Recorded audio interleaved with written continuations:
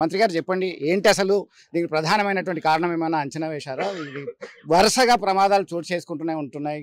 కొండగట్టులో మొన్నటికి మొన్న షార్ట్ సర్క్యూట్‌తో అక్కడ దేవస్థానం సమీపంలో మహిళ మృతి చెందినటువంటి ఘటన.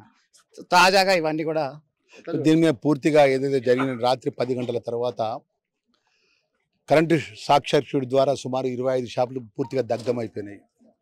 లక్షలాది రూపాయల యొక్క ఏదైతే ఆ వ్యాపారం చేసుకున్న సామాగ్రి మొత్తం కూడా దగ్ధమైపోయింది. దానిపై ఆధారపడ్డ కుటుంబాలంతా రోడ్డు మీద వచ్చి నిలబడ్డారు. ఆ చిరు వ్యాపారస్తులు కూడా మొదటి నుంచి గత 15 నుంచి 20 సంవత్సరాల నుంచి దాని మీద ఆధారపడి కుటుంబాలు జీవనోపాధి చేస్తున్నటువంటి సందర్భంలో కంట తడిపి పెట్టుకొని చేతులు వాళ్ళ ముంగట కట్టుబట్టలతో బయట నిలబడి అటు ఎమ్మెల్యే మేడిపల్లి సత్యం గారు కానీ మంత్రిగా మేము వస్తే వాళ్ళు చెప్పే ఒక రోజున వాళ్ళ బాధ వింటే ఎంతో బాధ అనిపిస్తుంది. అత్యంత బాధాకరమైన విషయం. మరి ఏ విధంగా ఈ సంఘటన జరిగింది, ఈ సంఘటన కరెంటు నిర్లక్ష్యం వల్ల జరిగిందా, ఇంకే విధంగా జరిగింది పూర్తిగా ఎంక్వైరీ చేయమని పోలీసు అధికారులకు కూడా నేను ఆదేశాలు ఇవ్వడం జరిగింది.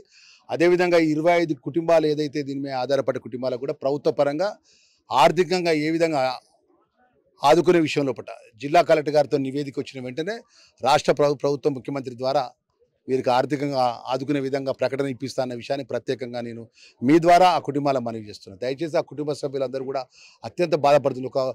ఒక యజమాని ఉన్నాడు, అన్న నేను బిడ్డ పెళ్లి కోసం ఒక ఇది ఎంత డబ్బు అయితే ఆ డబ్బుతో బంగారం కొనుక్కున్న బిడ్డ పెళ్లి కోసం బంగారం దాచుకున్నాను. సుమారు 10 తులాల బంగారం దాచుకున్నా. ఆ బంగారం కూడా దగ్ధమైపోయింది. ఒక బిడ్డ ఒక కొడుకు తమ్ముడు చదువుకున్నాడు, సర్టిఫికేట్ కూడా దగ్ధమైపోయింది అని ఒక తమ్ముడు. ఒక చెల్లి అంటే అన్న కష్టపడి చదువుకున్న సర్టిఫికేట్లు ఒక చెల్లి అంటున్నారు.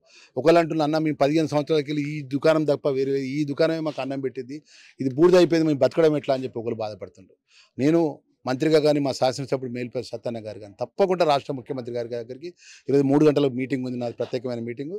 ఈ విషయం అంతా కూడా వారి దృష్టికి తీసుకెళ్ళి అతి త్వరలో ఈ 20 కుటుంబాలకు ఏ విధంగా ఆర్థికంగా ఆదుకునే విధంగా ముఖ్యమంత్రితోని ప్రకటన ఇప్పిస్తాన్న విషయాన్ని మీ ద్వారా నేను మనవి చేసుకుంటాను.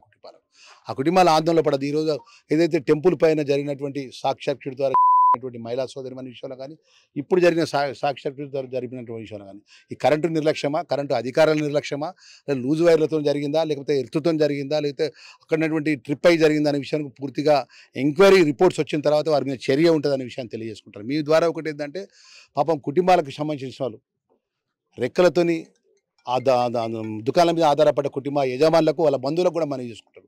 ప్రభుత్వం అన్ని విధాలా కూడా అండగా ఉండదు. విషయం తెలిసిన వెంటనే నేను ఉదయం విషయం తెలియగానే నేను ఎమ్మెల్యే గారితో మాట్లాడి ఎంబడే మా కలెక్టర్ గారితో మాట్లాడిన, కలెక్టర్ గారితో మా ఎమ్మెల్యే గారు కూడా మాట్లాడాడు. ఇప్పుడు తాత్కాలికంగా ఎలక్షన్ కోడ్ ఉంది కాబట్టి కలెక్టర్ గారు మేము పోయిన తర్వాత వారు వస్తారు.